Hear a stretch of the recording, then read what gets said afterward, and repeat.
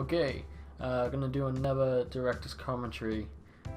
Today we're doing it for Dying Thoughts, which was the short scene I guess I made for the drama unit of my college course.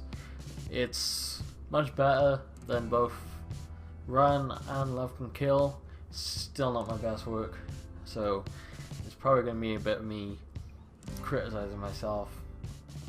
So I guess we're gonna watch it and see what it's like. So here we go.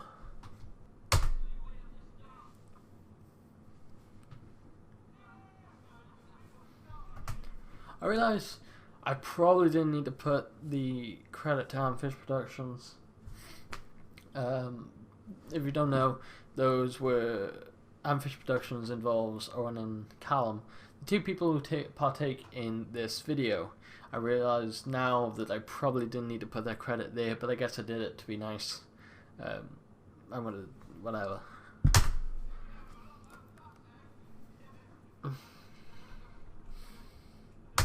Let's talk about this open and tell sequence for a start. I needed an easy way of introducing the actual scene, but I hadn't filmed enough footage to do it, so I just decided to do it with text. And realistically, this scene is far too short to deserve both a title sequence and credits. My mistake. Wouldn't do it again. I don't do it on purpose.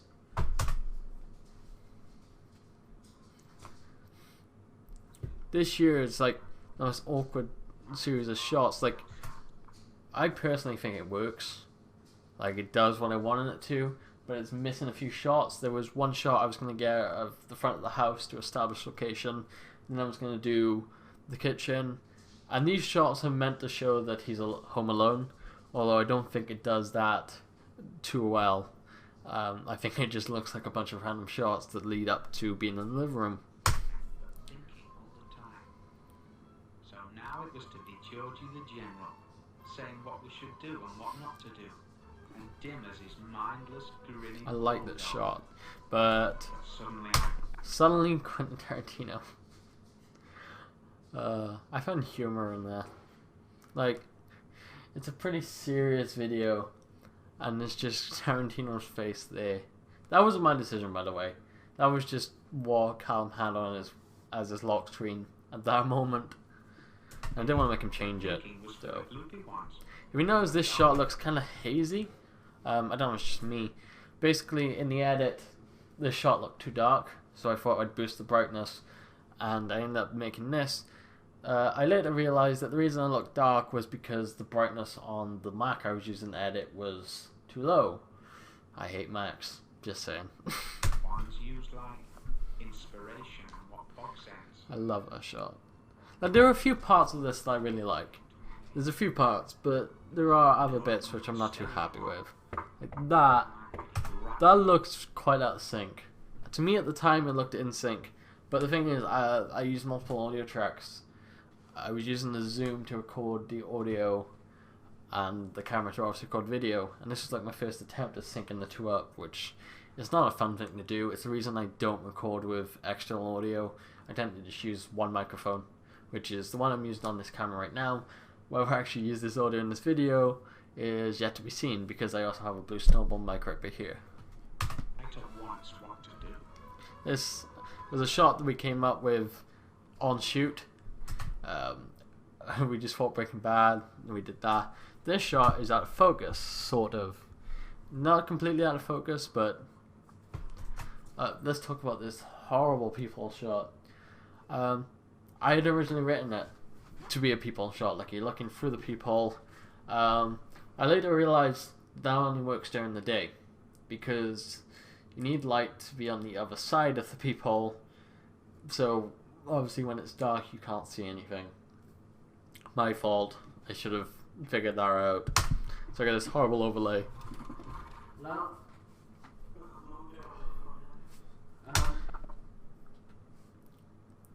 I kick myself for this little sequence. Like, well, the dialogue's pretty bad. The worst bit about it is the audio.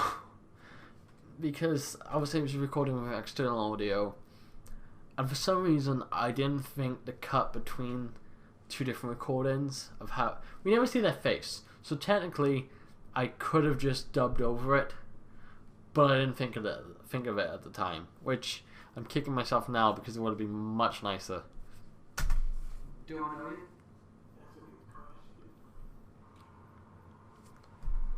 And a repeated shot because I didn't film enough. Yeah. Well, I'm kind of busy, so It's insane how many. I just want to point this out. That little exchange of dialogue took us like 8 attempts because either someone would start laughing or something else would go wrong. And I realize now I didn't have to go through all that shit because I could have just dubbed it, and I hate myself for it. And the surprising amount of attempts it took to do this shot. It's stupid, but it's like simple mistakes. That's all it is. This is a lot of simple mistakes, and it kind of shows. Oops.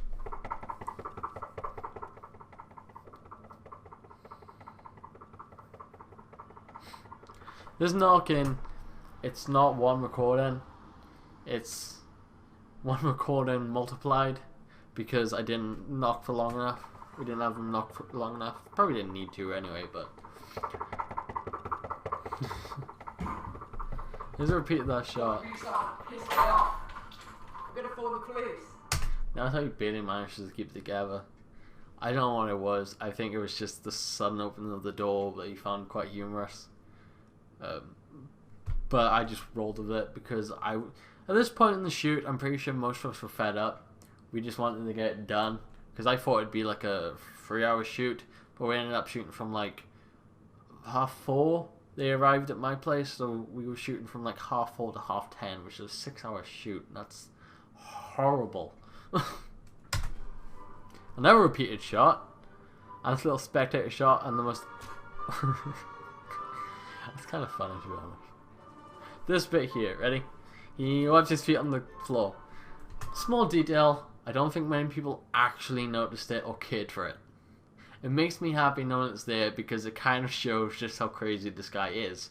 You can do something that simple to show the craziness of a character. Like, he's going to kill someone, yet he still has the courtesy to wipe his feet before he goes into someone's house. If that's not crazy, I don't know what is. It wasn't my idea as well. I'll just point that out. It wasn't my idea. I want to thank, I think it was Owen that came up with that. And there's a little... Right. I'd originally written it to be a proper, like, beat down. He was going to beat him into the room. But we realized on shoot that just wasn't going to happen. Like, we weren't good enough to shoot a proper, like, non-actual violent scene. Because we couldn't hit each other and we didn't know how to fake it properly. So we thought, let's just do it gently. I'll slow it down in the edit and it'll make it look decent. But this kick still looks kind of weak. And boom pole in the background. There's a bunch of problems like this, which I kind of hide, but there's one really obvious one I'm going to point out to you in a bit.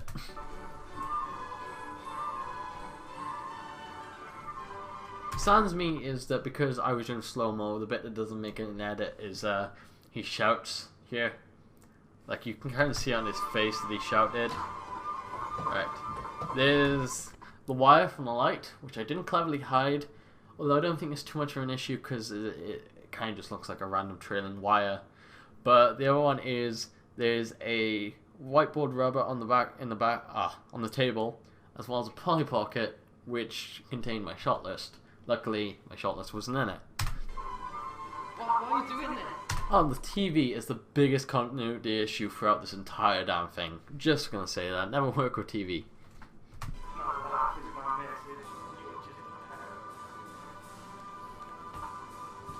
And looks at the camera.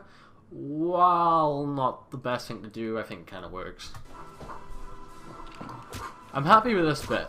This is like the one thing I'm really happy with from this video is the whole blackout when you punch thing. Originally, I was going to do blinking, but I couldn't figure out how to do it, so I just went blackout. It was so much easier. But notice this slow zoom. I'm going to explain to you why I did that in a second, and the shot is about to come up. This shot is meant to show that he's kind of like, he's lost his cool but he needs to compose himself. Right, this shot. Okay, this shot is the reason why this slow zoom in. Basically, this is my fault now, and as the director of this project, I feel terrible for it. Basically, what you can't tell is in the corner of this image, I'm standing there. I thought I was out of the way. I thought you couldn't see me, but when it came to the edit, I noticed myself there, and it was quite obvious. So I had to find a way of hiding it, and the best way I can think of doing that was to like slowly zoom in and out as if he was breathing heavily. It just looks really stupid, to be honest. The other issue with this shot, where the hell did that knife come from? Like, we've seen his legs, and there was no knife there, so where the hell did that come from? Another bit I'm really happy with is how this ends. Just this little... That was just perfect timing on my part. The moment his foot highlights most of the screen, I just cut away, which I quite like. Now, I'm not going to show you the credits because I've already got copyright from this damn music. But basically, what I want to show you is there is one additional scene that didn't make it into the final edit because of a major continuity issue that I didn't want to have to explain. So I'm going to find that in a second. Okay, here it is. An additional clip that was meant to originally go on the end of the video, but there's a big continuity issue. See if you spot it.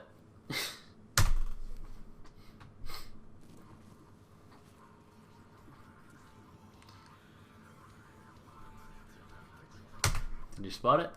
I feel like it's really obvious. He has no hair. Well, he has hair, but he doesn't have the hair he had in the sequence beforehand. So basically what happened was we shot this scene first. We had shot the version of this scene first, but it was way too dark for me to work with.